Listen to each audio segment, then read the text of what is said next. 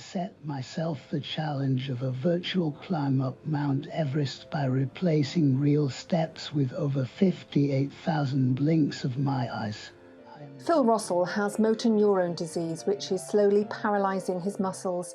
He lost the ability to speak last year when his tongue stopped working. But he can still communicate by hitting a switch to use an iPad and voice synthesizer.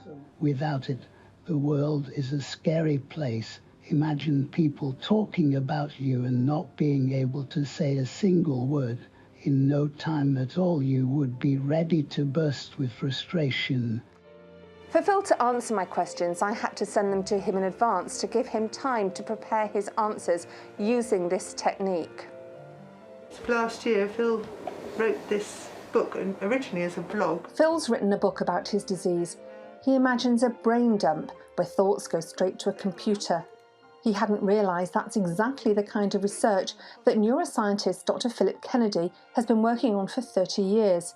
Dr. Kennedy's developed electrodes that are implanted into the area of the brain that's activated when a person speaks. They pick up the neuronal control signals and send them to computer software to be decoded into words.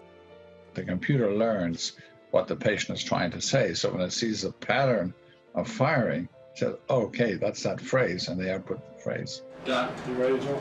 Dr. Kennedy's breakthrough was in 2004 with Eric Ramsey, a car crash victim who had locked-in syndrome, so was paralysed and unable to speak.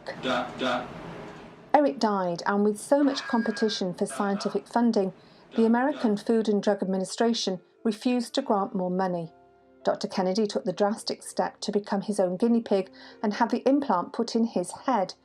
He wanted to confirm that what was being said silently was being accurately translated. And so I looked for somebody who could speak and who would then lose their speech. I couldn't find anybody, so I said I better volunteer myself.